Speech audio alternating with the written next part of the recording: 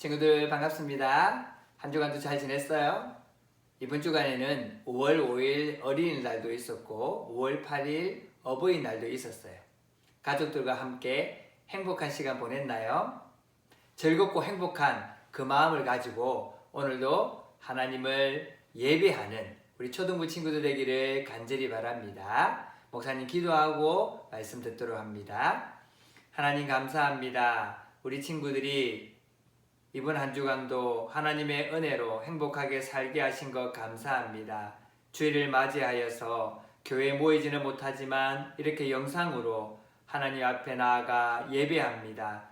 우리 초등부 친구들의 예배를 받아주시고 마음과 정성을 다하여 말씀에 집중하고 말씀대로 순종하겠노라고 다짐하고 결단하는 우리 초등부 모든 친구들 되게 하여 주시옵소서. 감사를 드리며 예수님 이름으로 기도합니다. 아멘. 오늘은 한 교회를 살펴보려고 합니다. 그 교회 이름은 안디옥 교회입니다. 이 안디옥 교회를 살펴보면서 지금 세워진 우리 성산교회가 어떻게 해야 되는지 또 우리 친구들이 어떻게 살아야 되는지를 한번 살펴보도록 하겠습니다. 안디옥이라는 지역은 지도를 보면 여기가 안디옥이라는 지역입니다. 여러분 지도 보면 잘 아시겠어요? 여기가 지중해라고 합니다. 유럽에 있는 바다, 지중해 바다입니다. 밑에는 아프리카고 이스라엘은 여기가 이스라엘 지역입니다. 그리고 이것이 지금의 터키 지역, 그리고 지금의 그리스 지역, 지금의 이탈리아라고 불리는 지역입니다. 이렇게 이런 지역이 예전에는 이탈리아, 로마가 이 지역을 다 점령해서 다스리고 있었어요. 그래서 로마가 세계에서 가장 강대한 국가, 세계 중심이라고 말하고 있는 시대였습니다. 이스라엘이 바로 이 로마의 지배를 받고 있을 일대였습니다. 그때에 안디옥이라는 지역이 있었는데 이 안디옥이라는 지역은 바닷가 아닙니까? 이 바닷가라서 많은 사람들이 몰려들어서 장사하고 다양한 사람들이 부자가 되는 그런 곳이 바로 이 안디옥이라는 지역이었어요. 이 지역에 교회가 세워졌어요. 바울과 바나바가 이 안디옥이라는 지역에 가서 많은 사람들이 모이니까 그 많은 사람들한테 예수님을 전하야지, 복음을 전하여야지 라는 마음을 가지고 이 안디옥에 가서 복음을 전하고 하나님 말씀을 가르치는 일들을 했어요. 그리고 그곳에 교회를 세웠는데 그 교회 이름이 안디옥 교회라고 합니다. 여러분 이 안디옥 교회에는 몇 가지 특징이 있어요. 그 특징이 뭐냐면 첫 번째로 최초의 이방인 교회가 바로 안디옥 교회입니다. 지금까지 교회는 예루살렘 중심으로 이스라엘, 유다 사람들에게 세워진 교회들이 교회였어요. 그래서 자기 사람들에게, 자기 백성에게, 다시 말하면 한국은 한국에 사는 사람들, 한국인들에게 복음을 전한 것처럼 이스라엘에게 복음을 전하며 교회를 세워나가는 일을 했는데 처음으로 이스라엘 사람들, 유대 사람들이 아니라 이방인들, 다른 나라 사람들에게 복음을 전해서 세운 교회가 바로 최초의 이방인 교회 안디옥 교회입니다. 첫 번째로 다양한 사람들이 피부 색깔도 다양하고 혹시 언어도 다를 수가 있어요. 언어도 다르고 문화도 다르고 그러나 장사하기 위해서 돈을 벌기 위해서 여러 가지로 밖에 나와서 살던 사람들이 하나님의 말씀을 받아들이고 예수 그리스도를 믿어 구원받는 백성이 되어 교회를 세웠는데 그 교회가 안디옥 교회였다라는 겁니다. 여러분 우리 성산교회는 이방인 교회입니다. 왜냐하면 유대인들이 세운 교회, 유대인들이 사는 교회가 아니기 때문입니다. 그래서 우리도 이방인 교회예요. 최초의 이방인 교회 바로 안디옥 교회였다. 그리고 꼭 기억할 수 있기를 바랍니다. 두 번째, 안디옥 교회의 특징은 최초로 그리스도인이라 불린 교회다. 그렇게 말할 수 있어요. 여러분 그리스도인이 무슨 말인지 알아요? 예수님 믿는 사람. 예수님을 믿는 사람들이다. 예수님 믿는 사람은 다르다. 예수님을 마음을 가진 사람이다. 이런 표현이에요. 그리스도인이라는 건 성경에도 나와요. 제자들이 안디옥에서 비로소 그리스도인이라 일컬음을 받게 되었더라. 사도행전 11장 26절 말씀이에요. 제자들이 이전에도 예수님 믿었는데 제자들을 예수님 믿는 사람들을 그리스도인이라 부르지 않았는데 예수님 닮은 사람, 예수님 믿는 사람이라고 부르지 않았는데 여기에서는 첫 번째로 그리스도인이라 불리는 제자들, 교회 사람들, 성도들이 만들어지게 된 겁니다. 여러분 왜 그리스도인이라 부르게 되었을까요? 예수 믿는 사람들이구나. 저 사람들은 교회 다니는 사람이구나. 저 사람은 예수님 닮은 사람이구나. 예수님 믿는 사람은 다르구나 라는 말을 왜 듣게 되었을까요? 그것은 이 안디옥 교회 사람들이 이렇게 살았기 때문입니다. 첫 번째로 어떻게 살았을까요? 다른 사람들에게 음식을 나누어 주고 하나님의 사랑을 전하는 일을 했습니다. 욕심 부리고 나 혼자 잘 살아야지 그렇게 한 것이 아니라 어렵고 힘든 사람을 돌봐주고 먹을 것이 없는 사람에게서 먹을 것을 나누어 주고 그래서 예수님이 우리를 사랑한 것처럼 우리도 다른 사람을 사랑해야지라는 마음으로 사람들에게 사랑을 베풀어 주는 일들을 한 거예요. 예수님의 사랑을 전하니까 아, 예수님 믿는 사람이구나 라는 말을 듣게 된 겁니다. 두 번째로 함께 기도하고 찬양하고 예배드리는 일들을 했어요. 원래 유대인들만 모인 것이 아니라 다른 사람들이 모였어요. 혹은 종도 있고 주인도 있고요. 그곳에는 가난한 자도 있고 부유한 자도 있었어요. 처음에는 가족이라고 생각하지 않았던 사람들인데 교회에 들어와서 가족이 되어서 한마음 한뜻으로 서로 위해주고 하나님 앞에 예배하는 그런 공동체가 되다 보니까 아, 우리는 종인데도 불구하고 교회 가니까 우리도 하나님 앞에 예배 드릴 수 있고 한 사람 한 사람으로 우리를 존중해주고 인정해주는구나. 그런 마음이 드니까 그 사람들을 보고 그리스도인이라 부르는 일들이 일어난 거예요. 밖에는 다양한 사람이 있을 수밖에 없어요. 그러나 교회 들어오면 모두 다 한 가족이에요. 모두 다 예수님 믿는 사람이고 모두 다 하나님의 아들, 딸들이에요. 하나님을 만날 수 있는 자격이 있는 거예요. 그래서 모든 사람들이 교회에 와서 하나님을 예배하고 찬양하고 가족이 되어서 함께하는 공동체가 되다 보니까 그곳이 최초로 그리스도인이라 불리는 교회가 된 것이에요. 그리고 또 한 가지는요. 예수님을 전하는 교회가 되었어요. 예수 믿어보니까 너무 좋아. 예수님 믿으니까 구원받으니까 너무 좋아. 이 좋은 걸 다른 사람에게도 알려줘야지.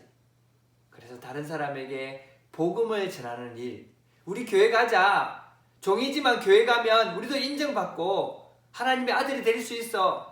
우리 좀 부족하지만 함께 예배드리고 하나님의 은혜로 살아갈 수 있어. 함께 교회 가자고 예수님 믿자고 복음을 전하는 교회. 예수님을 전하는 교회. 그래서 그리스도인이라 불리게 된 것입니다. 안디옥 교회의 두 번째 특징. 그리스도인이라 불린 교회였다. 꼭 기억하시고 마지막 한번 세 번째 특징이 있어요. 세 번째는 최초라는 단어가 잘 나오죠. 최초로 선교사를 파송한 교회가 안디옥 교회예요. 선교사를 파송했다. 우리 주변에 있는 사람들에게 복음 전하는 일 말고 멀리 있는 사람, 다른 나라에 있는 사람들에게 복음을 전하는 사람을 선교사라고 하는데 처음으로 선교사를 파송한 교회가 안디옥 교회였습니다. 여러분, 바울과 바나바가 최초의 선교사가 되어서 파송을 받았는데 바울이 2년 동안 약 2,000km를 다니면서 복음을 전하는 선교 사역을 감당했어요. 여러분 2,000km면 부산에서 서울까지 한 300km 조금 넘어요. 직선거리로. 차가 없어요. 걸어서 가야 되는 거예요. 우리 대구에서 부산까지 한 100km 정도 된다면 몇 번요?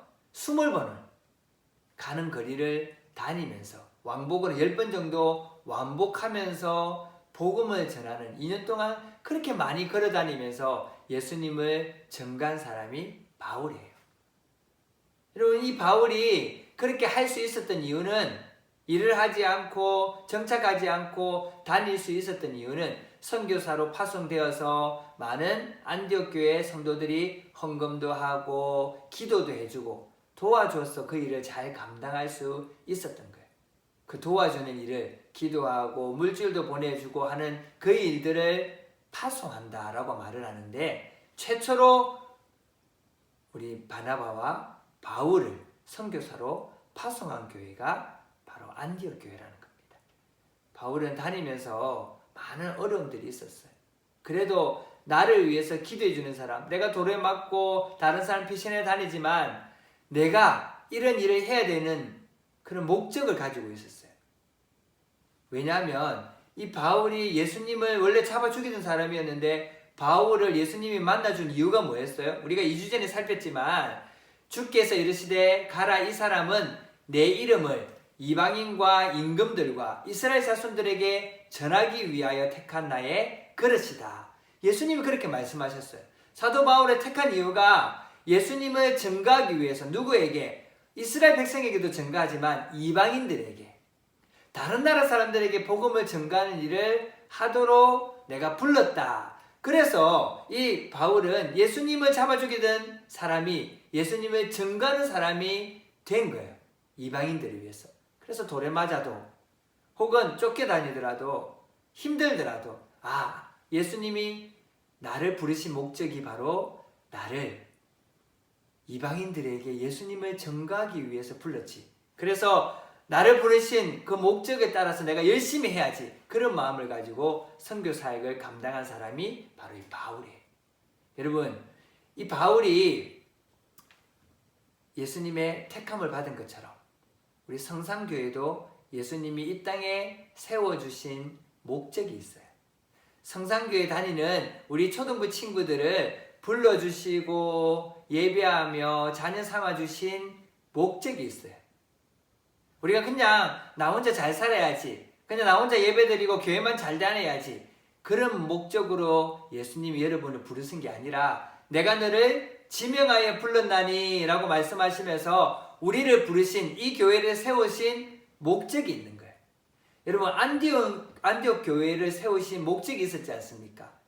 그리스도인이라 불리는, 다른 사람을 도와주고 함께 예배하고 복음을 전하고 선교사를 파송하고 이러한 일들을 안디옥 교회가 한 것처럼 우리 성산교회도 이러한 일을 하기 위해서 이곳에 세워주신 거예요.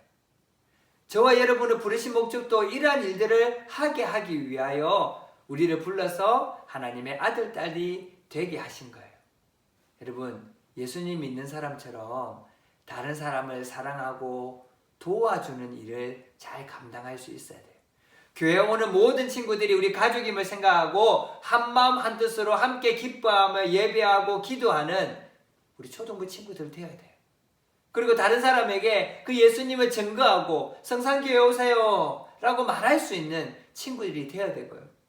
주변에 말고 다른 나라의 선교사님들을 위해서 기도하고, 또 선교사님들을 위해서 헌금하고, 또 선교의 사명, 그 마음을 가지고 살아가야 되는 것이 바로 저와 여러분들이 해야 되는 일이에요.